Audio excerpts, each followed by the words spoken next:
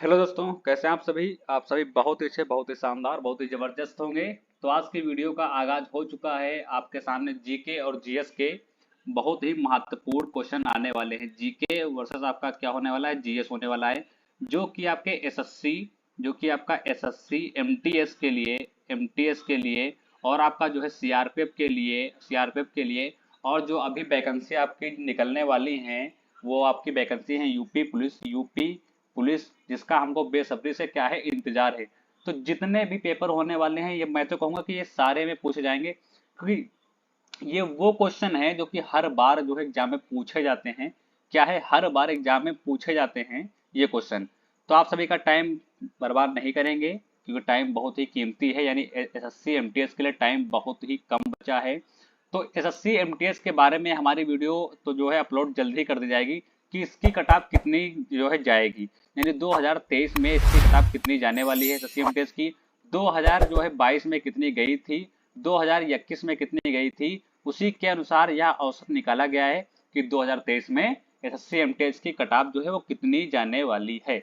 तो सभी लोग जो है चैनल को सब्सक्राइब कर दें एक बार। जो लोग चैनल पे हमारे नए आए हों, तो उनसे जो निवेदन है कि चैनल को सब्सक्राइब कर लें। और एक बात सभी लोग ध्यान से सुने कि एसएससी से संबंधित, यानी आपके जो है कंपटीशन से संबंधित कोई भी नोटिफिकेशन हो या किसी का रिजल्ट हो या कोई भी वैकेंसी हो, सबसे पहले हमारे चैनल पे अपलोड कर दी जाती है। तो जो लोग नए हो वो चैनल को एक बार सब्सक्राइब जरूर कर लें। फिर वीडियो को अपने क्या करते हैं, हम स्टार्ट करते हैं। और जो पहला क्वेश्चन है उसको हम पढ़ते हैं और उसका क्या है, आंसर देते यहाँ पे हैं।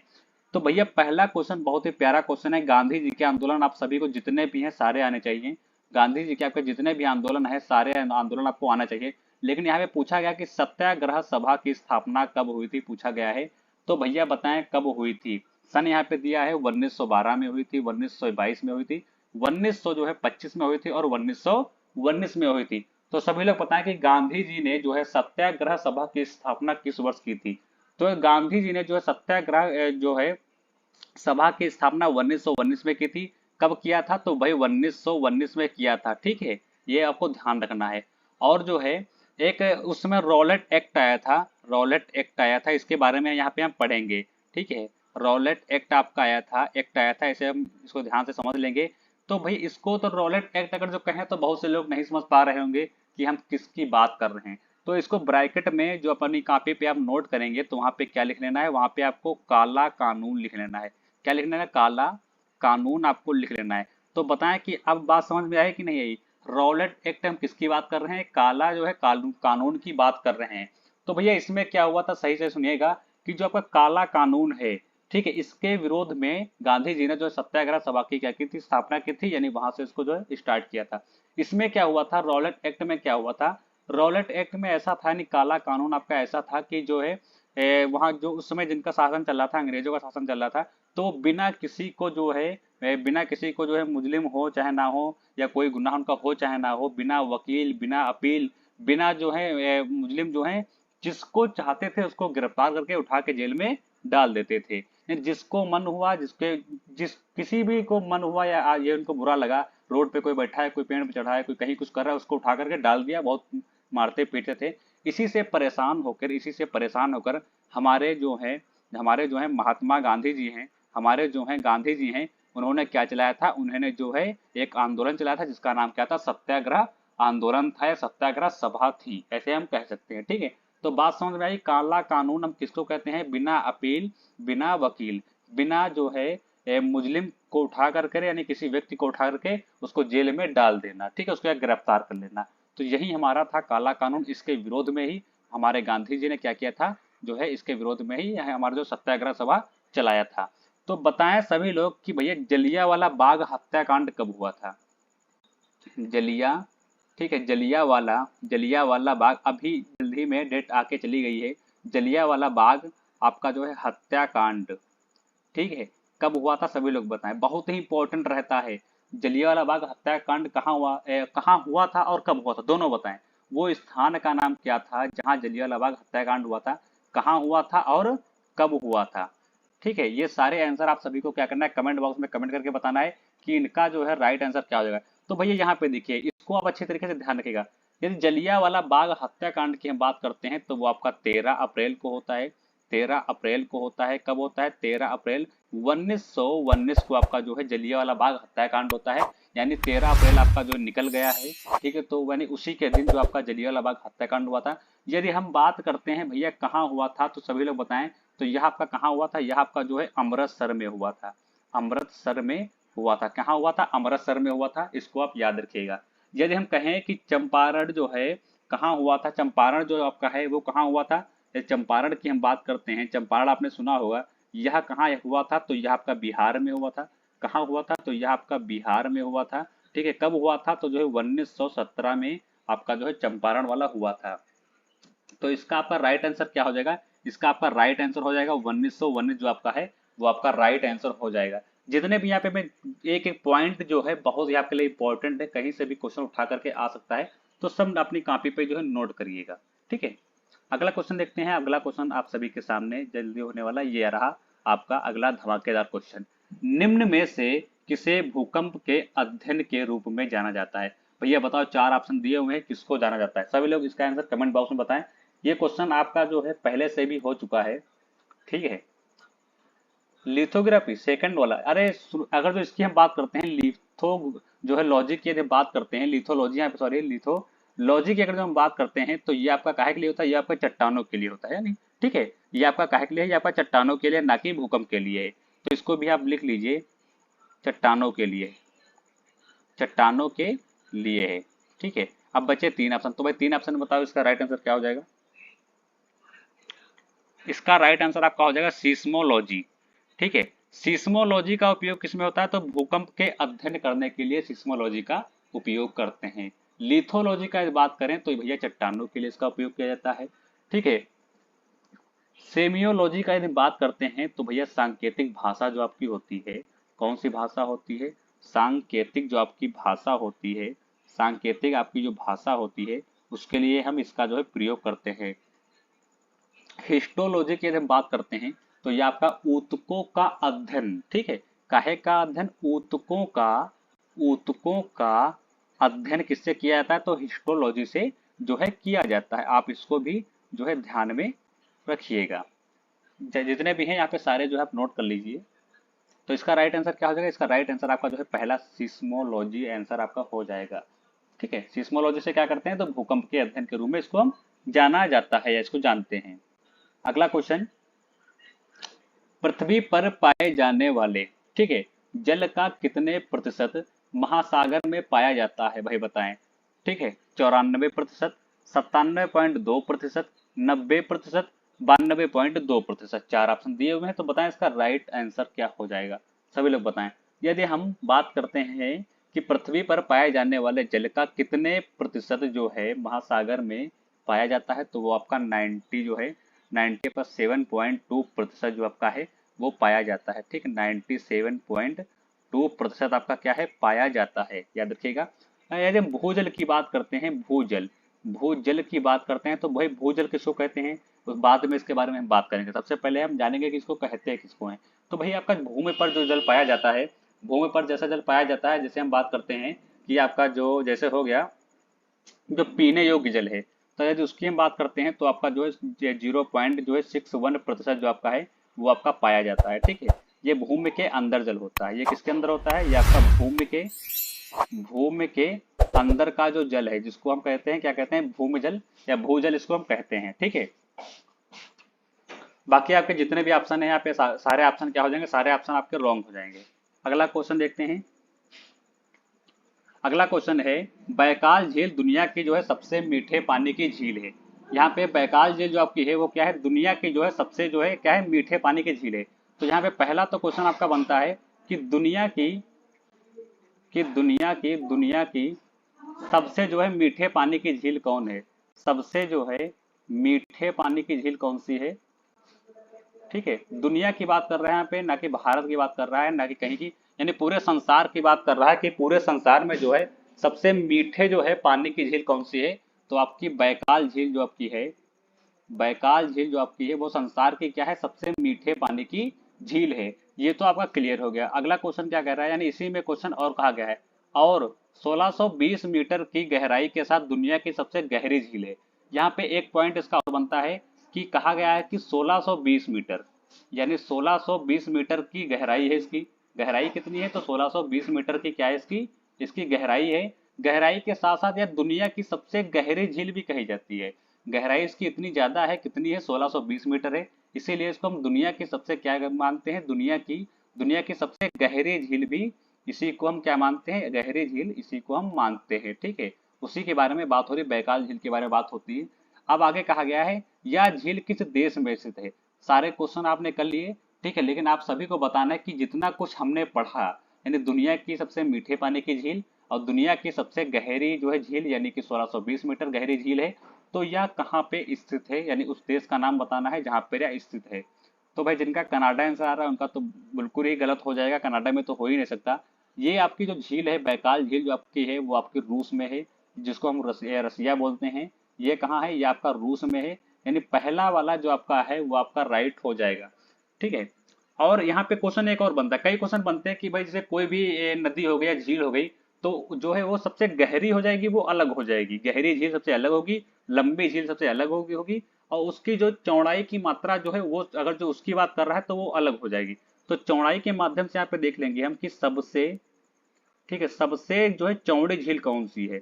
हमने यहाँ पे जाना कि दुनिया की सबसे जो मीठे पानी की झील और जो है 1600 जो है 20 मीटर की जो है गहराई के साथ दुनिया की सबसे गहरी झील। लेकिन क्वेश्चन यहाँ पे एक अलग जो है मोड़ ले रहा है कि सबसे चौड़ी झील कौन सी है। तब सभी लोग बताएं कि सबसे चौड़ी झील कौन सी है और कहाँ पर है।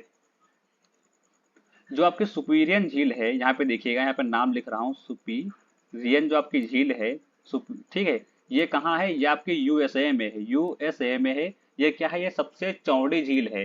ठीक है, ये क्या है? सबसे चौड़ी झील है। ये वहां की मीठे पानी की झील है। ठीक है, मीठे पानी की क्या है? मीठे पानी की झील है। कहाँ की? यूएसए की मीठे पानी की क्या है? झील है। ठीक है, इसको आप याद रखिएगा। तो इसके माध्यम से आपका राइट आंसर क्या हो जाएगा? इसके माध्यम से आपका राइट आंसर जो है पहला वाला आपका जो है वो राइट हो जाएगा। अगला देखते हैं। राष्ट्रीय जल विज्ञान संस्थान द्वारा जो है 2009 के आंकड़ों के अनुसार भारत में कृषि के लिए उपयोग की जाने वाली भूमि का कितने प्रतिशत है, पूछा गया है। और सन आपका कौन से सन की बात कर रहा है? तो 2009 की बात कर रहा है। 2009 के अनुसार जो है जल विज्ञान के अनुसार, आंकड़ों के अनुसार भारत में जो है कृषि के लिए कितनी भूमि उपयोगी है, पूछा गया है। तो सभी लोग बताएं कितनी भूमि उपयोगी है। तो अगर जो किसी का प्रतिशत पूछा जाता है, भाई प्रतिशत का सिंबल ऐसे होता है। अब अगर जो प्रतिशत का मतलब क्या होता है कि हर कोई अगर जो किसी की बात कर रहा है, कोई भी किसी की बात कर रहा है, तो वो अपने में क्या है? 100 की है। यानी 70 की बात कर 70%, तो भैया कहा गया कि 70 अपने में कितना है? तो 70 की बात कर रहा है तो 70 अपने में पूरा पूरा 100 है। 80 की बात कर रहा है, ठीक है, तो ये क्या है? ये 80% की बात कर रहा है, तो ये अपने में क्या है? पूरा पूरा 100 है। ठीक है, यानी कि हर प्रतिशत का मतलब होता है कि यहाँ पे 100 मान के चलो। प्रतिशत का सिंबल कैसे होता है? ऐसे होता है। तो ये डंडा उठा के इधर कर दो, हमने इधर कर दिया, ये दोनों जीरो को एक पास ले आए, तो इसका मतलब क्या निकल के आ गया? इसका मतलब हमारा 100 निकल के आ गया। ठीक है, तो वही पूछा गया है। अब हमको क्या बताना है कि 2009 के आंकड़ों के अनुसार भारत में कृषि जो है उपयोगी भूमि बतानी है। तो हमको कितना लेके चलना है? प्रतिशत, सारा आंसर प्रतिशत में दिया है, तो हमको 100 का आंकड़ा क्या करना है? इसमें पूरा करना है। उसमें से कितने जो है वन के लिए उपयोगी है, कितने बंजर के लिए है, कितना जो है भूमि जो है जिसमें हम खेती कर सकते हैं उसके लिए उपयोगी, सारा कुछ इसमें हम जानेंगे। तो यहाँ पे देखिएगा, सबसे पहला पॉइंट आपका क्या रहेगा कि जो चारागाह होते हैं, यानी जो ठीक है, उनके लिए कितनी भूमि है? उनके लिए कितनी भूमि? तो उनके लिए 4% जो आपकी है क्या है? भूमि है। ठीक है, सेकंड नंबर पे जिसकी हम बात करेंगे तो आपका आ जाएगा वन, यानी जो आपके पेड़ पौधे लगे हैं, जंगल वगैरह लगा है, तो वो कितने में है? तो आपके जो पृथ्वी में, यानी 100 में 21% क्या है? 100 में 21% जगह पर वन हमारे पाए जाते हैं, और 4% पर क्या पाया जाता है? तो चारागाह जो है वो 4% पर पाए जाते हैं। ठीक है, अब बात करते हैं यहाँ पे थर्ड नंबर की, यदि हम बात करते हैं तो थर्ड नंबर आपका बचता है 24। ठीक है, तो 24% अगर जो हम कहें तो 24% कौन आपसी आपके पास भूमि बची? तो 24% आपके पास भूमि बचती है बंजर, जहाँ पे हम खेती नहीं कर सकते। यानी जो वो जमीन जो मतलब खेती के लिए वह उपजाऊ नहीं हो, उसको हम बंजर भूमि बोलते हैं। ठीक है, यानी जो यहाँ पे कड़ी मिट्टी हो जाती है ना, वहाँ पे जो पौधे नहीं उगाए जा सकते, या उसकी बहुत ज्यादा जो देखभाल की जाए, तभी उसको हम जो है बंजर से उपजाऊ भूमि बना सकते हैं। तो यानी सबसे बंजर भूमि की यहाँ पे बात की जाती है। तो बंजर कितनी भूमि है? तो आपकी जो है 24% जो है वो आपकी बंजर भूमि है। ठीक है। अब क्वेश्चन में कहा गया था कि भूमि में जो है यहाँ पे देखिएगा कि भारत में जो है कृषि के लिए कितनी उपयोगी भूमि है, तो वो आपकी कितनी है, वो आपकी 51.09% जो आपकी भूमि है वो क्या है, वो भारत के लिए जो है कृषि के लिए उपयोगी है। तो आंकड़ा आपका क्या बन गया, अब यहाँ पे देख ले चौथे नंबर पर कृषि के लिए कितनी है, कृषि के लिए कितनी है, ठीक है, कृषि उपयोगी के लिए कितनी है, तो आपकी जो है 51 है, 51% मान लीजिए। तो आंकड़ा यहाँ पे देख लीजिए आप, चार आपका ये हो गया, चार आपका ये हो गया, 21 आपका ये हो गया, और 24% आपका ये हो गया, और 51% आपका ये हो गया। इन सबको जोड़ दो, ठीक है, इन सबको जोड़ दो, तो चार ये हो गया, चार ये हो गया, 8 हो गया, 8 एक 9 हो गया, एक 10 हो गया, यानी एक आपका यहाँ आ गया, 5 हो गया, और यहाँ पे जो है दो दो 4 हो गया, ये आपका 5 हो गया, यानी कि यहाँ पे 10 हो गया। तो भैया देख लीजिए यहाँ पे 100 का आंकड़ा बन रहा है कि नहीं बन रहा है, वही आपको क्या करना था, पूरा करना था, यानी वही आपको पूरा करना था, क्योंकि प्रतिशत की बात कर रहा था, यहाँ पे हर चीज अपने में 100% होती है। तो यहाँ पे हमने 100 का आंकड़ा इसका क्या कर दिया, पूरा कर दिया। तो यानी कि जो भी हमने लिखा है यहाँ पे सारा कुछ सही है। भाई कृषि की पूछ रहा था तो कृषि की 51 बता दो, 51 अगर जो 51 दिया है तो 51 बता दो, यदि पॉइंट में दिया है तो आपको 51 जो है .09 बताना है, ठीक है। अगर जो पॉइंट में दिया होगा तो इससे संबंधित कुछ जो ऑप्शन होंगे वो दूर दूर के दिए होंगे, आसपास के नहीं दिए होंगे, जैसे यहाँ पे दिया हुआ है, ठीक है, 50 दिया है, 62 दिया है, 62 दिया है, ठीक है, जो कि थोड़ा दूर दूर का दिया है। अगर जो 1 की पूछ रहा है तो 21, बंजर भूमि की पूछ रहा है तो 24 आपका हो जाएगा। तो इसके माध्यम से आपका राइट आंसर क्या हो जाएगा, इसके माध्यम से आपका जो राइट आंसर है वो आपका फर्स्ट वाला राइट हो जाएगा। अगला क्वेश्चन देखते हैं। अगला क्वेश्चन है कि भारत का जो है आर्थिक सर्वेक्षण निम्न में से कौन प्रकाशित करता है, तो बताएं कौन प्रकाशित करता है। तो जो है आर्थिक सर्वेक्षण की बात करते हैं तो आपका जो है वित्त मंत्रालय जो है ये आपका क्या करता है, ये आपका जो है प्रकाशित करता है, ठीक है। और कब सर्वप्रथम जो है इसने जो है आर्थिक सर्वेक्षण कब सर्वप्रथम जो है इसने प्रकाशित किया, तो पहली बार कब करता है यह, इसको भी जान लीजिए, क्योंकि कोई भी चीज की हम बात करते हैं तो उसका पहली और जो है और प्रेजेंट में, यानी जो सब सर्वप्रथम और जो प्रेजेंट में होता है उसको हम दो बातें जरूर ध्यान देते हैं। तो पहली बार कब किया गया, तो पहली बार जो है ये जो है 1950 से 1951 ऑप्शन आपको बताना है कि पहली बार जो है आर्थिक सर्वेक्षण निम्न में से प्रकाशित किया गया था। तो इसके माध्यम से आपका राइट आंसर क्या चला जाएगा, वित्त मंत्रालय राइट आंसर चला जाएगा। अगला देखते हैं कि 15वें वित्त आयोग का गठन किस वर्ष किया गया था, बताएं 15वें आपका जो है वित्त आयोग जो है उसका गठन किस वर्ष किया गया था। तो 2016, 2017, 2018 और 2000 आपका यहाँ पे क्या था, 2000 आपका 19, जो कि ऑप्शन आपका मिसिंग है, 2019। बताएं इसका राइट आंसर क्या हो जाएगा। और उसके अध्यक्ष भी बताना है आपको, ये इन क्वेश्चनों के साथ साथ इनके क्या बताना है, इनके जो है अध्यक्ष भी बताना है, ठीक है। ये आपका क्वेश्चन यहाँ पे देख लीजिए, मोस्ट आपका पॉइंट है, ये आपका क्वेश्चन किसने पूछा गया था, ये आपका क्वेश्चन जो है यूपी किसमें पूछा गया था, पीसीएस में पूछा जा चुका है, पीसीएस में जो है जल्द ही में पूछा गया था, ठीक है। 15वें यहाँ पे आपसे पूछा गया है, 15वें आपसे पूछा गया था, लेकिन अगर जो हम अपनी तरफ से पूछ रहे हैं 13वें का नाम बताओ, 13वें जो है वित्त आयोग का जो है उसके अध्यक्ष कौन थे, 13वें अध्यक्ष कौन थे, और पहले अध्यक्ष कौन थे। हमने अभी बताया था कि किसी भी चीज के बारे में यदि हम पढ़ते हैं तो उसका प्रेजेंट में और जब उसकी सर्वप्रथम शुरुआत होती है उनका नाम, जिन्होंने सर्वप्रथम किया और जो प्रेजेंट में था उनका नाम, वो बहुत ही जरूरी होता है हर चीज के बारे में जानना, ठीक है। और एक चीज बताएं कि यह आर्टिकल किस आर्टिकल में आता है, और यह किस आर्टिकल यानी किस अनुच्छेद में आता है। ये सारे आंसर आप सभी को क्या करना है, कमेंट बॉक्स में कमेंट में बताना है। यदि हम 15वें वित्त आयोग का गठन की बात करते हैं तो ये आपका कब हुआ था, तो ये आपका 2017 में हुआ था। कब होता है, 2017 में होता है। यदि हम अध्यक्ष की बात करते हैं तो एन के जो सिंह आपके हैं, एन के जो आपके सिंह हैं वो क्या हैं, वो क्या इसके अध्यक्ष है, ठीक है। यहाँ पे देख लीजिए 15वें अगर जो हम बात करते हैं अध्यक्ष, यहाँ पे 15वें अध्यक्ष जो हैं वो आप सभी को कमेंट बॉक्स में कमेंट करके बताना है कि कौन है, ठीक है। अगर जो दिमाग होगा तो लगा ले जाएंगे आप यहाँ पे, ठीक है। आंसर आपको पता है, आपके सामने भी है, यहाँ पे देख लीजिए। और 13वें की यदि बात करते हैं तो 13वें कौन थे, तो 13वें आपके जो है विजय जो है केलकर थे, क्या थे, विजय विजय केलकर जो आपके हैं वो 13वें नंबर के थे अध्यक्ष, ठीक है। अब ये आपका क्वेश्चन पूछा गया था यूपी आपका जो पीसीएस में पूछा गया था। पहले की यदि हम बात करते हैं, पहले कौन थे भैया, तो पहले आपके कौन थे, तो पहले आपके केसी नियोगी थे, केसी नियोगी थे, ठीक है, नियोगी थे। सब सर्वप्रथम कौन थे, तो केसी नियोगी थे। और यदि पूछा था हमने कि यह किस आर्टिकल में आता है, तो यह किस आर्टिकल में आता है, सभी लोग कमेंट बॉक्स में बताएं यह किस आर्टिकल में आता है। इसको गलत नहीं करना है, या किस में आता है, तो यह आपका जो है 280 में 280 में क्या आता है, वित्त आपका जो है 280 में वित्त आयोग आता है। क्या आता है, वित्त आयोग जो है क्या है वो आता है, वित्त आयोग आता है। किसमें आता है, 280 में आता है। अगला क्वेश्चन देखते हैं कि आसमान नीला किसकी वजह से जो है नजर आता है। आसमान नीला किसकी वजह से नजर आता है, सभी लोग बताएं।